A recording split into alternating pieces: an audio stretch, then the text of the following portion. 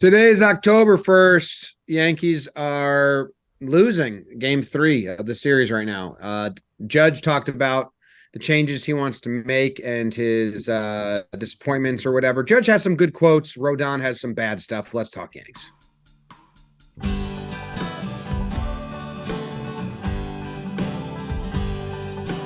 Talking Yanks with old John Boy and Jake. Recaps galore, weekly awards, stat lines, theme and hot takes. Get your Yankees news from these two fine dudes. It's time for Talking Yanks. Talking Yanks with old John Boy and Jake. Talking Yanks with old John Boy and Jake. Hello and welcome to Talking Yanks, the last series recap of the regular season. Not much series being recapped, though, because nothing matters. My name's Jimmy. Jake's here. BBD in the corner. And Weissert delivers the 0-1, bunted down the first base line, fields his position, gets a second out at first base. Runner advances a second. Jake, how are you? James Davis, yeah, it's our last episode of the regular season and our first episode of the offseason when this game that's now in the 8th inning ends. It's gonna be a little high and tight. We're being honest with you guys. If you're telling us you cared about the KC series, you're lying to us. Keep hitting Austin Wells forever. But yeah, it's the end. In a way, this is our, every year we've had to step in front of the mic after watching a playoff loss and going, this sucks right now, but thank you guys. Like, you guys are the best. Like, thank you guys so much. And I'm sorry I'm sad right now, and we're going to talk to you guys more. In a way, that's kind of what we're doing. The season's over. In an inning and a half, the offseason begins. So, I don't know. That's half parts exciting. Oh, yeah, we're getting nearing the starting line of fixing the Yankees, which is what all of Judge's quotes are about. Like, yeah, okay, now that the season's over, let's fix the problems.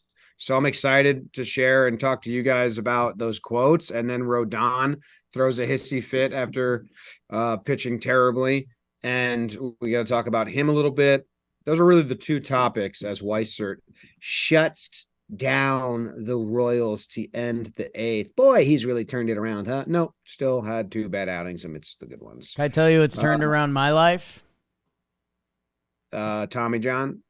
Well, yeah, but Shady Race. Shady Race too. Shady Race. It was an educated guess by me. I mean, those are the two of the big ones. One's my downstairs, one's my upstairs mix-up. And Shady Rays, they've been in with us this whole year. Our warehouse, which had an all-time day today at Billy's in the Bronx. Here's the deal. The sun shines throughout the winter, and it's not even the winter yet. And at Shady Rays, you're getting a world-class product at a not or at a world-class price, depending how you look at it. It's a really good price. And with their lost and broken replacement guarantee, you basically have sunnies forever. So if you buy these sunglasses and you own them forever, the cost per day on that could end up being like less than a penny. I don't do CPD that much anymore.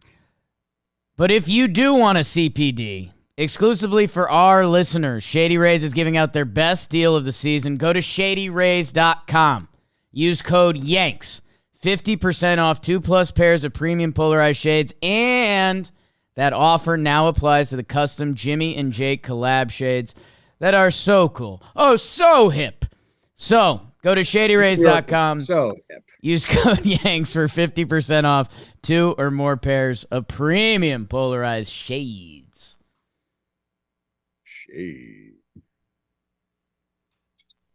Jake, where do you want to start? They're chanting, "We don't know you" to Kyle Tucker because they don't.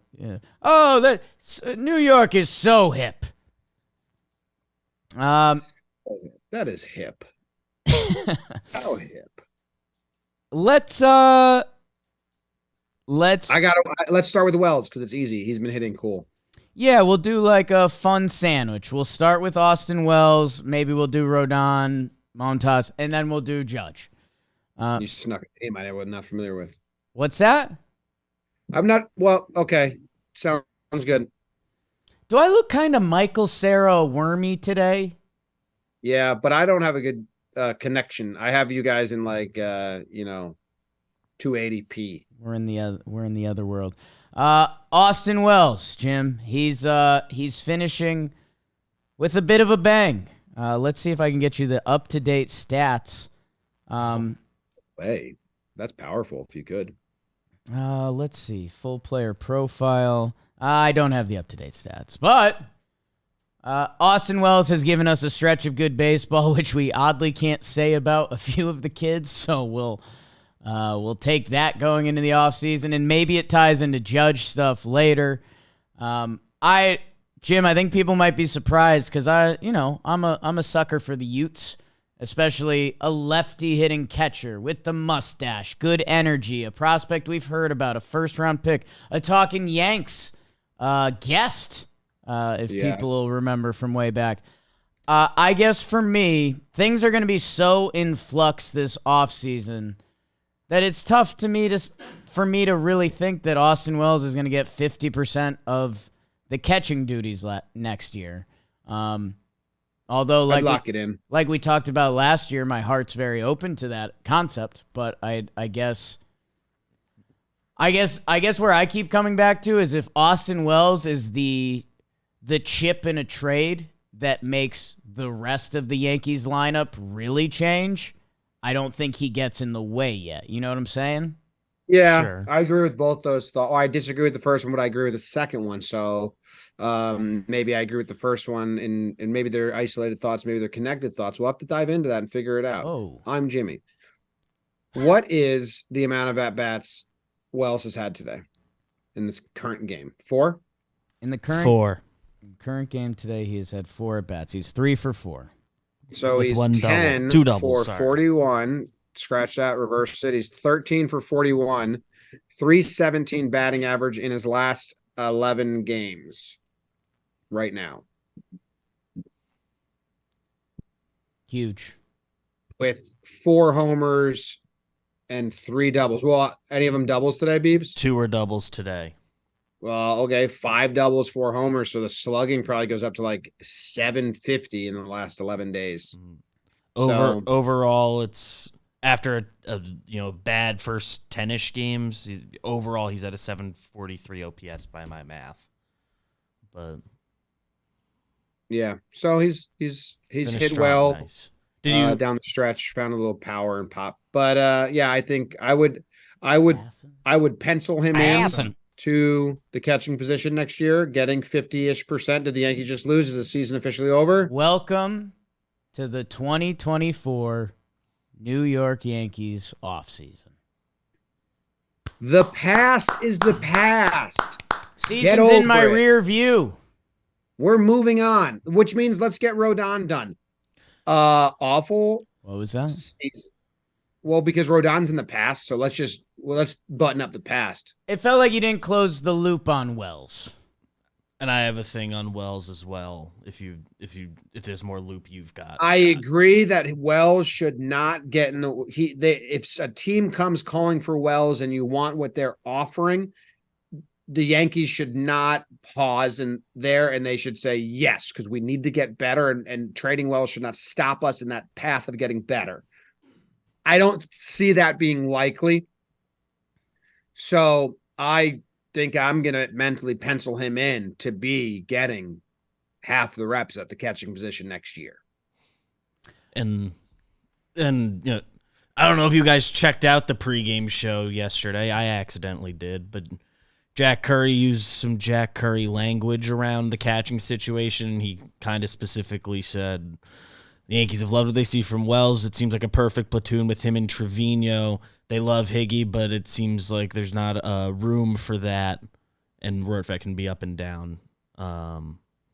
So it sure sounds like with all 4 of them up there, and they need lefties. Sounds like so better to bank on belief in Wells. So I do think you can pencil him in. I mean, pencil. If I had to guess, I think that next year's catching position platoon is Wells and Trevino. And it would make sense, right? I mean, you get a lefty catching half of the platoon. The Yankees, the most of a platoon they're going to have between their catchers is 60-40 anyway. So, yeah, I mean, it makes sense. It really makes Wells the starting catcher. Which, I mean, that would be interesting. I wonder if, if they call it open or whatever they say. And, yeah, the next steps with Higgy, who you'd think the Yankees would lean Trevi over Higgy because I think it's 1 year versus 2 years, and they do just love Trevi when he was playing without an injured wrist all season. If he's platooning and getting the Cole starts, Cole was better with him, so sure. Well, that'll be Rortvedt, 26-man. Higashioka, as he's become one of the best quotation guys on the Yankees, he did respond with this little ditty when he was asked by the media if they thought he was playing his last game for the Yankees. I don't really think about it too much. In this position, I can't, just because we're still playing. But I've been with this organization half my life. So eventually, obviously, you either retire or you get traded or whatever. It's not going to last forever, but all the relationships I've made here are incredible, especially with my teammates, coaches, and front staff. So, I don't know, just... pure, and even some of the front office. Some of the front office. I mean, I've known them forever, so whatever happens, happens. I'm just going to go out there and do the best for my team. In the off season, that's out of my control. The good news is that the season is now officially done, so that line doesn't work anymore. I can't because we're still playing, so we can start thinking about it. And I like that Higgy has made friends with everybody. I really wanted the line when I was reading that quote to say, but I've been with this organization for half my life. Or this quote, it's not going to last forever, but all the relationships, I really wanted that to end with, but all the relationships I've made will last forever. Right. But it didn't. But that would have been awesome. Because he's too honest to say that. He didn't even say he's friends with all of the front office. No. And even some. And even some of those chumps are cool. Despite all odds. Despite all odds, some of those nerds are cool. The human electric factory without trying to be Kyle Higashioka. So, and then Rodon situation, since we're in the past right now. Right. The season's still active as we're talking right now. For anyone that doesn't know, he had one of the worst starts in the history of sport. And to end a season, which also wasn't great. And this is such a bad start that it almost like would tank any season. It was 0.0 innings pitched, 8 earned runs. It's so bad. Yeah, it's a historically bad start. 0 outs. The first 10 batters reached, I believe. 6 hits, 8 batters. He only faced 8 batters and 8 runs. Yeah, and he had some, I don't know if you saw his quotes after the game. He said that he owns a place within driving range from Kansas City, that his plan is after the season is over, which it's now over, he's going to drive there by himself, and he was just going to decompress by himself for about a week or so and then return to his family. No isn't he a lone guy? Like, don't we know that about him? He's like a cabin in the woods by himself, Aaron Rodgers, Bon Iver style dude? I think so. It's just one of those, it's one of those things that we'll think about and talk about, and if he comes back rejuvenated next year and looks great, we'll say, ooh, good for him. He knows himself. He reset. If he comes out and he has a bad April, we'll say he's not built for New York City and get him on the Reds. I'd say get the fucking dump out of his pants when he gets back. Turning his back on Matt Blake, who's literally going out there just to give you a breather because you're stinking up the joint. I understand you're frustrated in the moment and you might not want to hear what he has to say, but just stand there and blank face him. Like, Jake, talk at me really a lot, Hey, Jim, you're throwing your two-seamer a little bit. I'm out here to get you a little bit of a breather. Like, let's catch your breath. You know these next two hitters, you got to hit them with the off speed when you get 2 strikes. And let's finish this inning. Let's get out of here and let's make a day out of it. Got it. Easy. I didn't listen to anything you said. Right. I was mad because I was frustrated, and I went blank face on you, and you knew I wasn't tuned in. Right. And I just, at the end, when silence came, I said, got it. And that's as easy as it is to not be an absolute dickhead while still being frustrated with yourself and not showing up a coach on the mound in the middle of the whole thing on TV. Boone and Blake said that if the season wasn't going to just end and he wasn't going to go isolate himself in a cabin, that there would have been discipline for his actions. I don't know what that would have been, and we've never seen them discipline anyone besides that time they benched Hicks. But and what is disciplining a pitcher? You are not in the position to pull that at all, especially during a start like that on your way out. So what? This is the final taste, and then we come back spring training, and it's like, oh, like we cool. So that stinks. And I loved Rodon's quotes about how he wanted to come to New York because you had all this bravado and gusto and like chest out.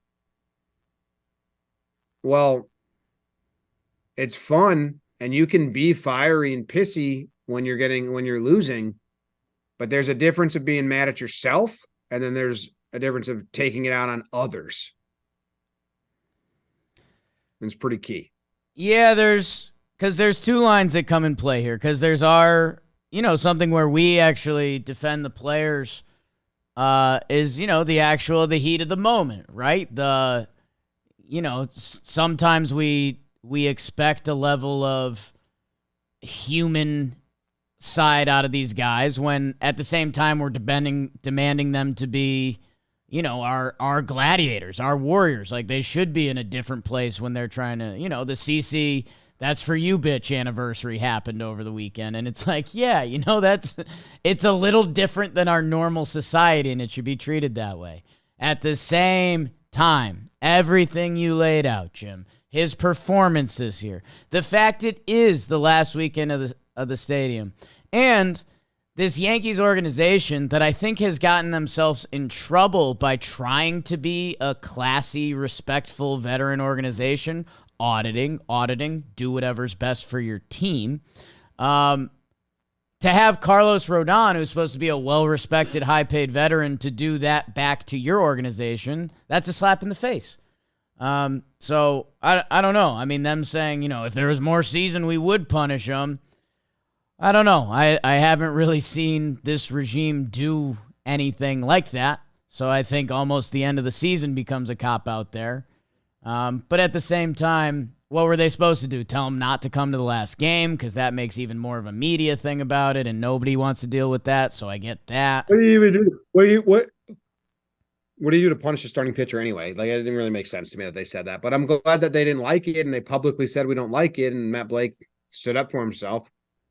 But I don't know, clean slate in a way with Rodon, attitude-wise and all that shit. Just interested to see what results he gets. I think we said it midway through his return when it wasn't clicking. I think we said it towards the end, and I think he now put the final cherry on top.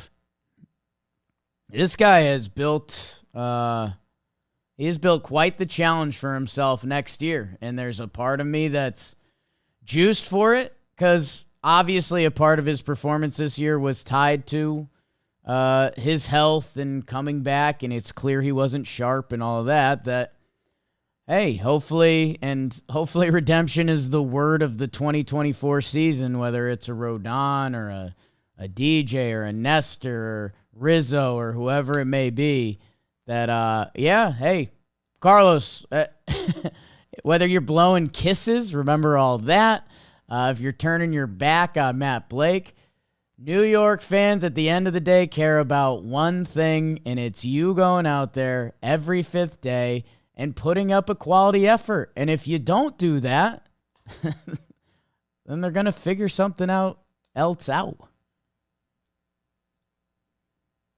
Yeah. while we're in the past, Okay. and speaking of putting out an effort, Clarke Schmidt, end of the day, 32 starts. That's admirable. And nice. Just that he went pole to pole, healthy starter in the rotation. I wish he had more innings, but he obviously is his first time going through, and a lot of times you couldn't get through the fifth, but that's good. Yeah, I have a new Clarke thought that I saw some people on the interstate talking that I don't know if it's for now or then, but in my head I've kind of been like, hey, Clarke, you're awesome this year. Like, let's throw you back the back end of the rotation, pencil you in for $160, and that's a nice cheap asset to have. But I've also convinced myself, it's very similar to the Austin Wells conversation, because I guess the idea is more so anything is on the table. Like, we need to change up this team so significantly that I can't rule things out. But if Clarke is the asset that can get you the impact lefty, whether that's infield, outfield, wherever, in a way we can find more pitching easily via free agency and in the organization, and we can't do that with bats. So I don't know. I guess just recently I've kind of had a lens change on Clarke. Why? If what you're saying is you think he's going to get traded, I would pencil in that Clarke is more likely traded than not traded. There you go. I don't think a lot of people have that opinion. Yeah, but that's what you were saying, right? I wouldn't say more likely. Like, again, they're juggling so much and so much has to change. But if Clarke Schmidt can get you one of the lefty pieces that rearranges your lineup, you push that button because you can go and get other pitching. If they're in on Yamamoto, like they're saying they are, or what the reporters are saying they are, then I think that Clarke's a piece. And when I say more likely, I mean like 51%. He's on the list of guys that are like on the major league roster that like can see it. Has value. We do. You could do a trade with him as kind of a main piece. Before you start throwing Florial trade offers at us, if you want to actually shake up the team, a guy like Clarke would have to be in there.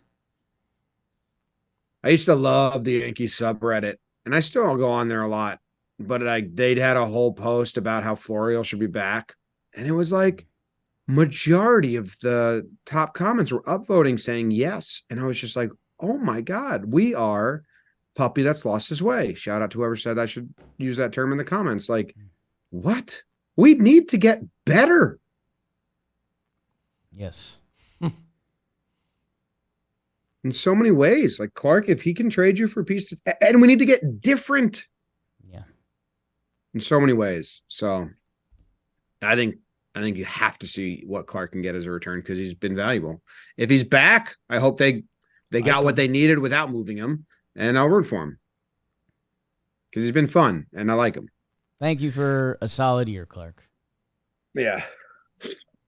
And thank you to DraftKings, who helped us today with our Blitzball Blitz Road to Billy's. If you have no idea what I'm talking about, go check out the Jam Warehouse channel on YouTube. Electric day. But DraftKings, they also know the playoffs is coming up for the other half of the league, not Los Yanks. And with the DraftKings Sportsbook, you won't miss a moment of the action. You can bet just $5 and you'll get $200 instantly in bonus bets. So what are you waiting for? Download the DraftKings Sportsbook app now. Use code YANKS. New customers can score $200 instantly in bonus bets for betting just $5 on baseball. Only on DraftKings Sportsbook with code YANKS. The crown is yours. Gambling problem? Call 1-800-GAMBLER. Visit www.1800gambler.net. In New York, call 877-8-HOPE-NY or text HOPE-NY. In Connecticut, help is available for problem gambling. Call 888-789-7777 or visit ccpg.org. Please play responsibly. On behalf of Boot Hill Casino Resort, licensee partner, Golden Nugget, Lake Charles, 21 plus, ages vary by jurisdiction, void in Ontario. See dkng.co/baseball for eligibility terms and responsible gaming resources. Your bonus bets are going to expire 7 days after issuance, and eligibility and deposit restrictions will apply. will apply. Hi, how you doing? I'm Will Apply. I'd like to apply for the job. What's your name? Will. What's your last name? Apply. That's a horrible joke. Boone's talking. I'm going to tune in for 2 seconds, tell you what he says. Jimmy's checking in on Boone right now. Oh. The stat that's under him says the Yankees finished the season with the 29th batting average, 227 as a team. 25th. He's saying anything good. 27th and on base Meredith asked if they percentage. addressed the team one last time. He said, yeah, I did. Some of that. Talking about the winter. You know.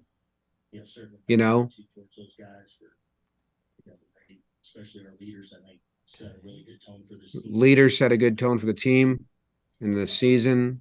So understanding that we all need to get better. So let's go into Judge's quotes because those are the good ones, Jake. Yes. They're actually pretty juicy. There's some juice behind them. Yeah. Aaron Judge says the Yankees need a higher level of urgency from the players. Is Judge a host of this podcast? So like Judge has been agreeing with us for 4 years. And that's great. They've needed urgency since 2018. Judge said, just because you get to the big leagues and you get to New York, you've still got to improve, Judge said. You've still got to make adjustments. That's what I think these extra 4 weeks will help guys figure out and get them on the right path. Dude, that's a real quote from Judge. Like, he's calling out his teammates saying that they got complacent when they got to the bigs and they just tried to play how they play. Because this is a guy who came up in 2016, failed, didn't hit well, changed his entire swing, and makes tinkering adjustments every offseason since then to get better. This seems a little late, but the results, I guess, needed to be bad for the truth to really like ring and come out, because we've been saying this and fans, like, we're not special, but fans have been saying this forever. But yeah, dude, for Judge to say that he's calling out the clubhouse, that they don't have a level of urgency needed to perform, and that they're not making the adjustments to be big leaguers. Big words. And I know this is one of the first guys to really open up my eyes on it. It's actually both Fordham guys, Shackle and Rucco, who they're just blown away. They're like, how... It felt like talented guys did come through the Yankees org, whether you were a Bird guy, whether you're a Gary guy, wherever your laurels may lie. And it just felt like a lot of guys weren't getting developed or taking step backs or weren't improving. Like even, I'll give you 2 drastic examples, and I'm scared to say both of these names, but... Don't say CF. Joey Gallo didn't make any changes, and it felt like that was a little bit on him, but it felt like an organization would have been like, hey, pal, this ain't working. On the opposite end of the spectrum, IKF begging for help and not getting it shows kind of the special mix that the Yankees were really given, that player development as a whole needs to be addressed. And look at this season for the Tampa Bay Rays. Their April was so good that they were going to make the playoffs. That was the 2022 Yankees, too. That if you don't take April seriously and you take it as an extension of spring training, I mean, that's just it's kind of a laughable concept that we've been inundated with over the past few years. And we're just like, oh, yeah, there should be 2 things. It's like, okay, do we need Garrett Cole pitching 8 innings on opening day? No. If he wants to go 5 or 6 and get his 80 pitches in, I get that. First 2 times through. That makes sense. We've got extra off days. some of the bullpen stuff and just not putting your best lineup out, like the planned off days for star players within the first 2 weeks, that's a comedy show. And that's not every team does that. Like, I feel like the Rachel yelling at Ross when they break up and she's, it doesn't happen to every guy. Like, other teams don't do that. And it's not proven to help. I mean, Ross coming too quick, thrown under the bus by you. What was that?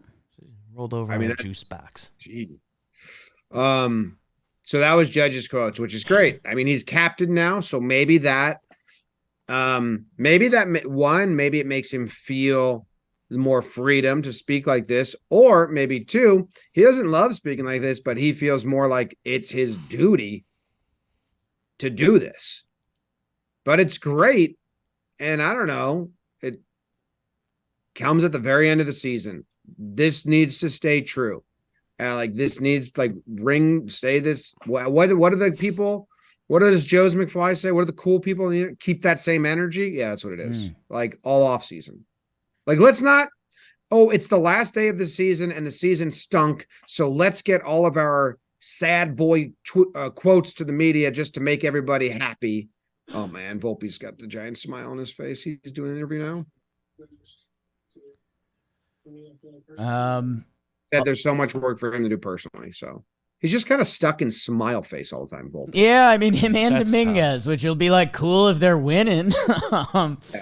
A little around baseball news, by the way. The Mariners, after beat the Rangers 1-0. So Houston Astros have won the West and they get a bye in the wild card.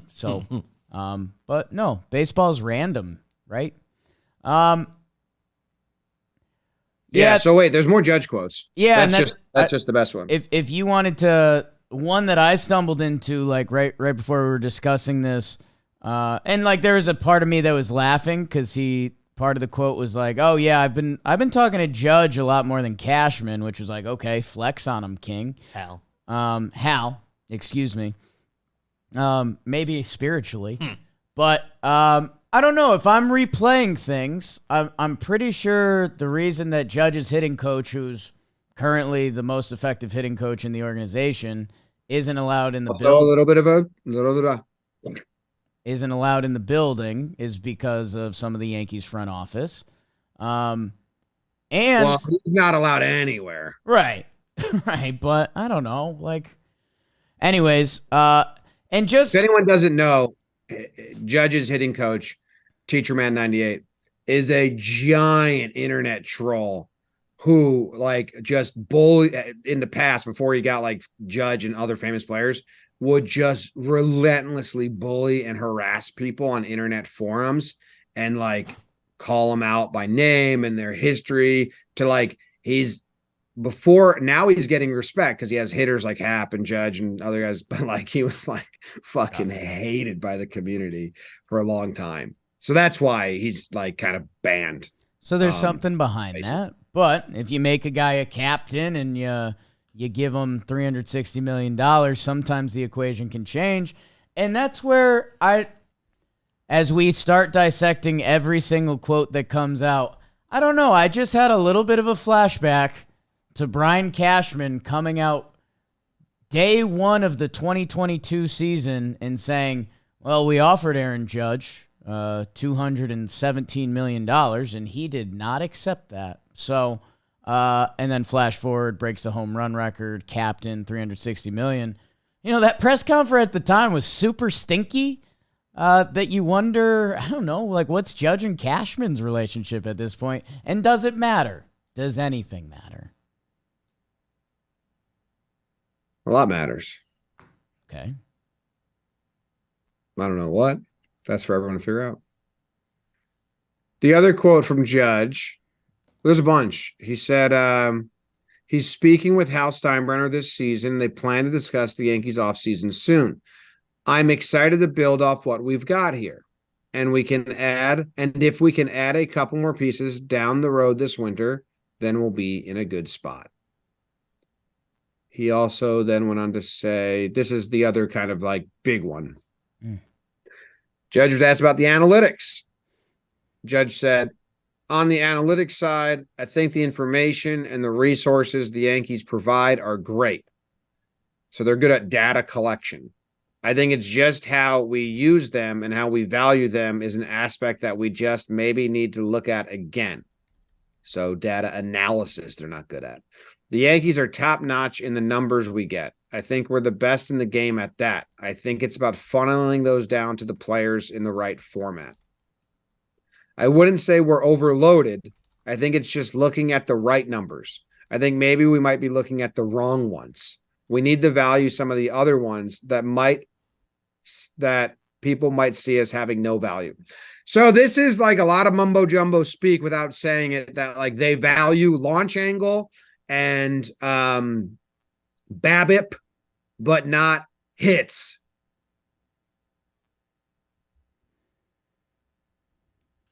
Right. How fucking nuts is that? That when you really put it like that. Yeah. They value predictive results over results because they're just so deep into the data. And what he's saying is like, we get all the data we could possibly want. We're good at data collection. Those guys got fucking every number, every which way. But we're not using them properly. And the things they are valuing, I think, are wrong. Straight up saying. I think it's just looking at the right numbers. I think maybe we might be looking at the wrong ones. Like trading for guys based on exit velocity over and over and over again. When Judge's whole batting stance is to, like they do videos on it, this whole swing is built off. If you're late on the fastball, that's okay. It won't be a home run, but my bat path is going to make it a single. Right. That's like his talk. So literally, I mean, he might be thinking of very specific stats. I think it's pretty much like, how much time have we heard about unlucky? BABIP, been unlucky. No, dude. You have slow people that hit the ball hard to the same spot. That is not unlucky. I think we've seen it with that, with all the slow righties, with exit velo that could barely run. Gary, Donaldson, Stanton, Limp and Gio. It's Gio. That was wild. I forgot that he had a permanent limp and no one ever talked about it or knew what it was for or what it was. No, Gio's good. You sure? Looks hurt. I see him hopping to first base. Gary's hitting the ball well. He's just getting really unlucky. Well, no. He hits the ball to the deep warning track of left field, and they put their fielder there. Right. Or on the ground to the same spot the third baseman plays every time. Which is so ironic because I do think another part of the Yankees that is, I think generally is considered well run is their defensive positioning, and the fact that it felt like offensively they turned a blind eye to that was pretty crazy. Well, that's them having multiple departments that don't work together. Silos. Like they have a crew that's in charge of defensive positioning that does a good job. They value it, but offensively they don't take that into account at all because they're not. And that was what the report that like Joel Sherman was saying and everyone was saying is like they've just worked in these silos and no one works on the whole picture, like across the board. Seems like the people doing defense don't talk to offense. Basically, Judge just audited your asses. Audited. Fired the fucking company. Judge audited you. You're looking at the wrong numbers. We need to value some of the others that have no value. You've been audited. You've been audited. You've been audited. Okay. I have a weird sports comparison that's on my chest, and I just need to get it off because you just gotta land the plane. That's who I am. Chip Kelly, Jim. I know you were all about him when he was running the Oregon Ducks, and they were kind of changing college football. Yeah, but Chip Kelly stays at Oregon. He's Saban. but he's just, oh, I'm gonna go make the grown 30-year-olds run until they die, and they're gonna hate me, and I'm seen as not cool anymore. Well, Jim, you're partially right. Chip Kelly had one hole in his game. He revolutionized the college offense, and they were going to go with tempo and, all of the throwdown field, all the analytics. Let's go. Vamos. Dennis Dixon. There was one hole in that philosophy that they never let the defense rest. So Oregon would get the ball back, and they'd be excited, and they'd say, like, oh, let's score quick. The defense would be gassed. So their defense would end up getting worked, and I think that's almost a similar comparison to what's going on in the Yankees org, that if this isn't, like, it's literally a team sport. Nothing should be in a silo. Your defense affects your pitching. Your pitching should affect your defense, which they don't even believe in that, Jim. We've talked about the thing we didn't like about their positioning, throwing fastballs away when they had the full pull infield shift. And it's like, what? Other teams teach their hitters to do that, and you guys don't, and you're not even talking about it. Yeah. So hopefully it's nice that Judge is speaking up and auditing. He's going to go talk to Hal. Did we talk about this on the show? About the line? Clappage basically wrote, I like Clappish, but he wrote a article that didn't have a single name source. It was like 4 anonymous sources. So I'd never like articles like that. Right. And one was like ex-players and players, ex-players, whatever. But I believe it was his article, so I hope I'm not getting it wrong.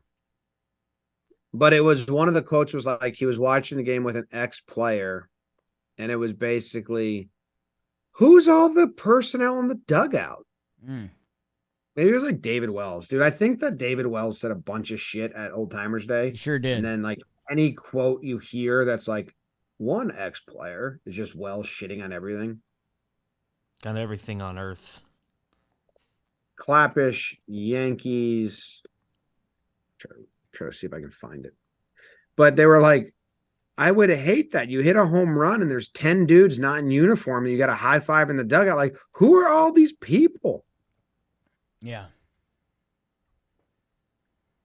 And I like, anonymous quote from next player or whatever. I don't like the source, but I just kind of like that thought. And I don't know. I don't pay attention to this around baseball in other leagues.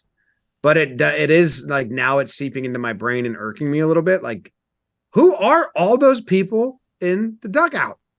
Get rid of so many of them and have it be just the players, or like majority players, and build some camaraderie and shit. Be a team. Be a team. It's a team sport. Be an organization. Work together. Yeah. Oh, here it is. It is a Kloppish article, NJ.com. This is what another ex-Yankee told me after watching enough games on Yes to finally turn off the TV in disgust. Guys hit home runs, and there's like 10 non-player personnel high-fiving. Who are these people? I would hate that. I would be like, get the fuck out of the dugout. You don't belong here. Can you imagine Paul O'Neill about to smash the water cooler and there's 5 computer geeks in the way? So that line at the end, I don't really like that much. But it kind of did make me think, like, yeah, the Yankees dugout's crazy full of people that aren't players. Yeah. I don't know if that's normal around baseball or not. And they stink and they lost and we're griping about everything. So I'm griping about it. Bring back Dono.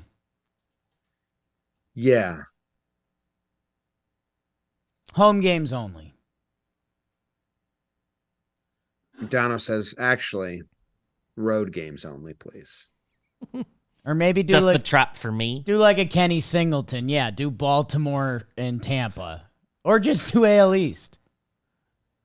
East Coast. Yeah. What's he got, Tim? Is that the rest of the Judge quotes? Let's see. Aaron Judge. I think it mostly is.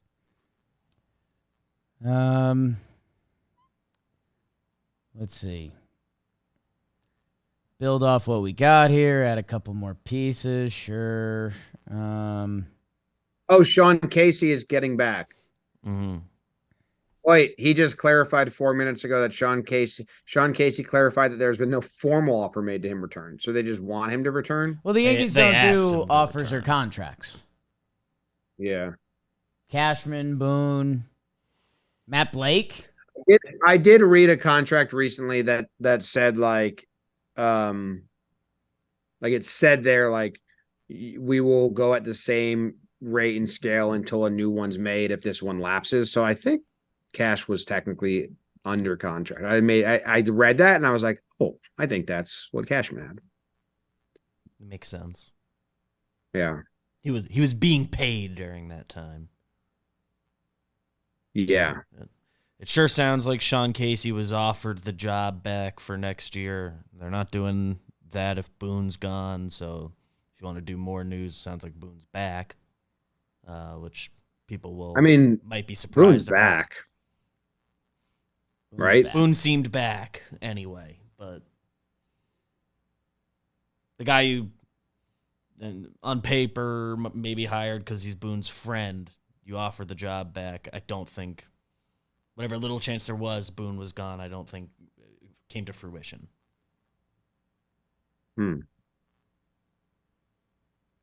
Wow, they have the Judge quotes, like him actually saying it. I didn't know it was like a video. Yeah, yes said they were Sounds like releasing there's the gonna be whole a thing after segment the on- game. Yeah. What's that? Sounds like there's going to be a segment on the post game that is him talking about that. Oh. I have a I could give you in a for that, sec. but off teams, teams that we should be sweeping and beating. Whoa. Can you hear my computer? Heard that decently. That was loud. Opportunities, but I think it comes down to us as players, not showing up when we needed to. I go back to beginning of the year, the Rays in our division ran off like 12, 13 straight. We were winning series, but we weren't finishing off teams, teams that we should be sweeping and beating. We just really couldn't get that last final game against them. So I think it's just really the urgency out of spring training to really start off hot, especially when you play in the AL East. You gotta bring it every single day and, starting on that first series. Why do you think there was When we needed to, I go back. Well, there you go, Jake. That's exactly what you said, and we've been saying for years.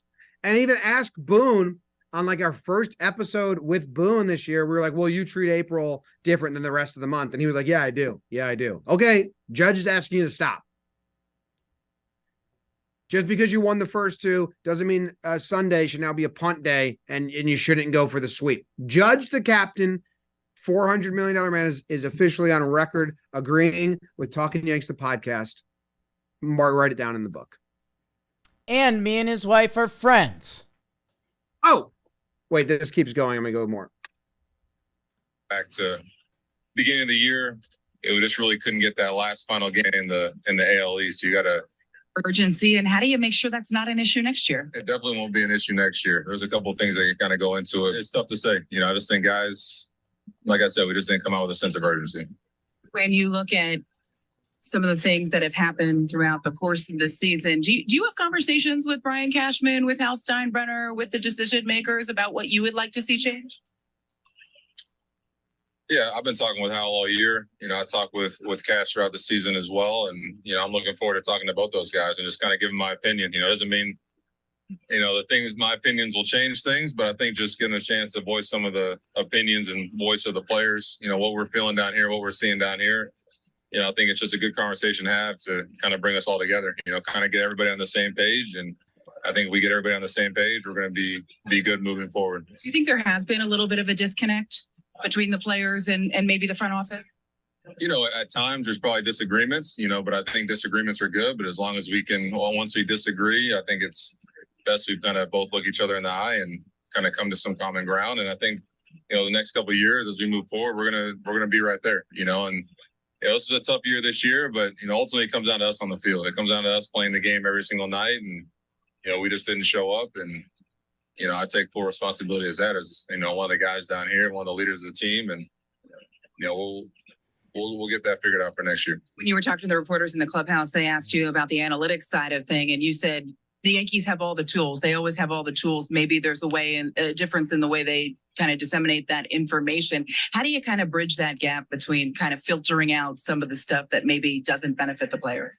Yeah, that's a good question. Like I said, the Yankees got all the resources. They got all the tools. They do a good job of that. I think it's now just about, making sure we're filtering down the right information, and I think we're gonna get that all squared away. We're in a good position. I think we got a lot of good information. So, we're gonna have some good conversation this offseason and get everything right. Okay. Plan. Done. Judge is a captain. He's talking. One thing before we go, Jake, did you have anything on the fact that IKF and Volpe are a bromance? No. I'm Okay. 2023 seasoned in my rear view. IKF's no longer a Yankee. Who's not? That's a good way to part it. Who's no longer a Yankee? I have an answer. IKF. Probably Yeah. Higgy. Everyone whose contract is up. Sevy. Yep. Wandy. Wandy's my one exception. If they Okay. brought Wandy back, I wouldn't be upset. I don't know the price point and all that, but I wouldn't be upset. But yeah, He's the only guy that I think would bring a big smile to my face because Wandy's goofy. yeah. IKF, Savvy, Keenan Middleton, all gone.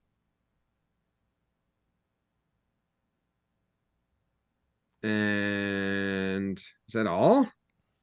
Yeah, they didn't really have any guys doing that. Yeah. Bader was on that list, but they already dumped, so. Montas. Good year.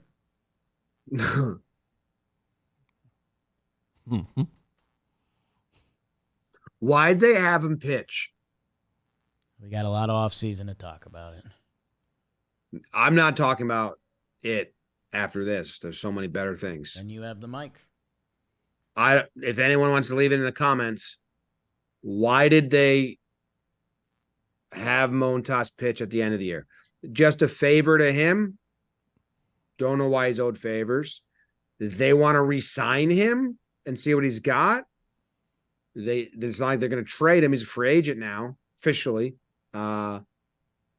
Did he even pitch between he only did one minor league thing, or did he do multiple minors? He got a second one. He pitched 2 innings a week later. So yeah, it's not a showcase. It's not just for him. I don't think it's Very anything nice crazy thing for him. I think it's mostly for him and like business, like baseball relationships with players. Like, kind of can't have a guy under contract that is rehabbing just tell him, stop because you're leaving soon. You kind of have to do right by a guy who's under contract with you. They're gonna bring him back. They might. They asked him. It's either for him or for them. Those are the two options. They asked him for. Meredith asked him, like, was it frustrating or something like that? You traded. You're supposed to be a big part of this team for last year and this year, and the injury. And his answer was just like, "Well, my shoulder was bad."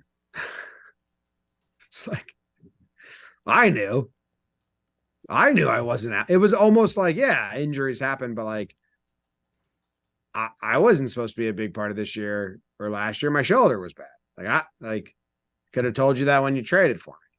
That was the vibe. He was just like, well, my shoulder was bad. Good trade, Cash.